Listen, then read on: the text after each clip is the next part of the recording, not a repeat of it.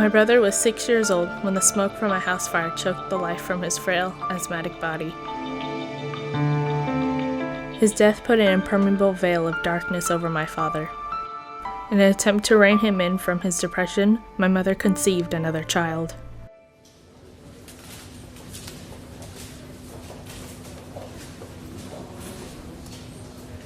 Mr. Stark? It's a girl!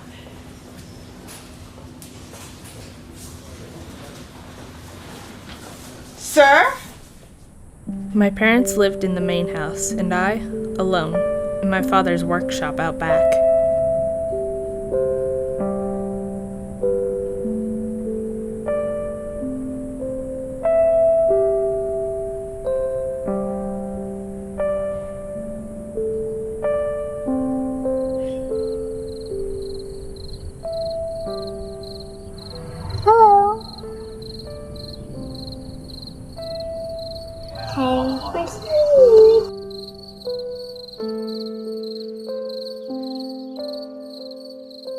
I had become like a pet, a child, no longer wanted, nearly forgotten, and cared for only enough to sustain life.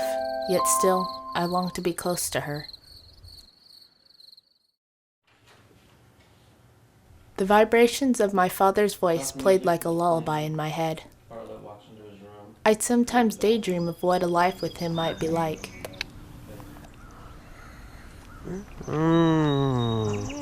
Thank you for inviting me to tea. You're welcome. I love you, Daddy. Oh, I love you too. I'm so glad that we can finally be together. After tea, we can go inside and make a kite, and then tomorrow we can take it to the park and fly it with Mommy. Starved for the slightest human interaction, I would walk many miles along the main highway towards town. I could usually wander into the public library unnoticed.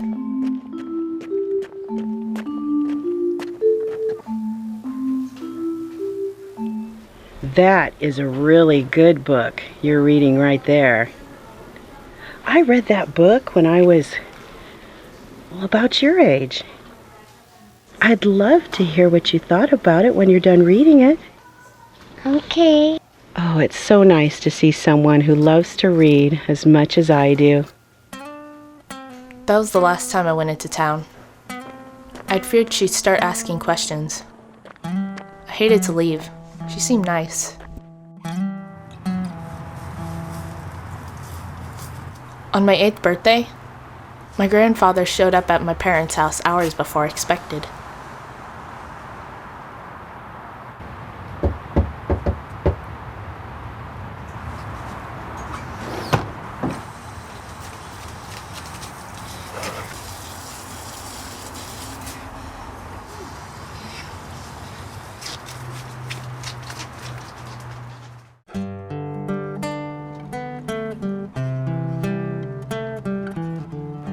I hope you like it, Sarah.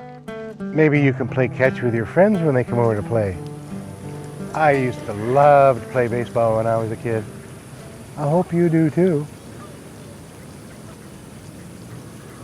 Thank you, Grandpa. I love you so much. I love you too, Sarah. I just wish I didn't live so far away. I feel bad that we only see each other once a year. Oh, Dad.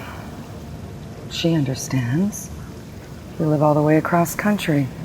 It's difficult for you to come visit. If her father weren't ill, maybe we could come see you. Don't worry. She understands. Do you, Sarah? Of course I do. If things are different, we'd see each other all the time. I hate being away from you. I'd like to see more of both of you. Maybe I could move out here. Could you? Dad, you can't just drop everything and move out here. You have a business and a farm to run. It was difficult for you to even come for her birthday. Family comes first. Maybe I can give you some alone time. Maybe I could take her back to the farm with me. Dad? No. We need her here with us. Please, Mother, I could help Grandpa on the farm. Please let me go, and you and Father would be fine without me.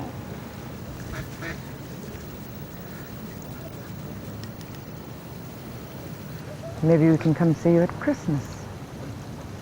Mark may be well by then. Who knows?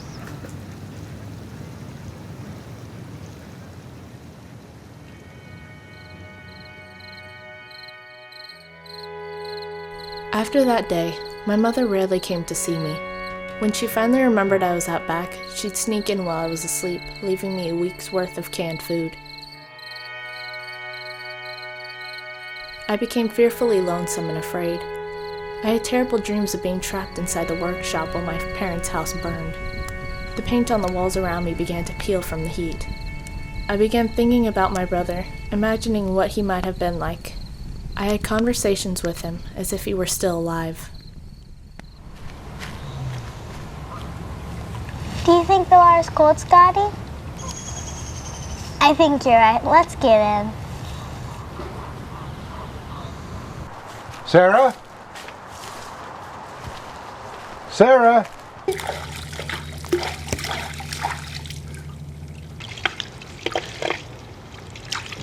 I got it, Scotty. I got it.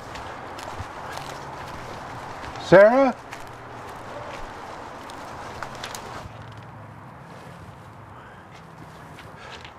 Oh my God! Sarah! Oh my God, Sarah!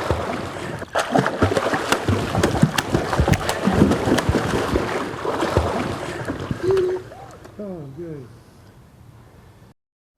Although my life has found comfort living with my grandpa, I sometimes think of my mother. I wonder why she didn't sense I was drowning or when my brother fought for his last breath. As children, we can believe and hope for the impossible. I still remember her face staring down at me through the window, watching while I played silently in the yard. In my mind, she would lovingly call down the words I longed to hear. Come inside. My mama told me she loved me, and for the most part she did. Life can be rough on a woman alone, but she'd be good to her kid if she had another chance to do it. If she had another chance. But we might as well laugh as cry. We might as well live as die. There's time and there's you.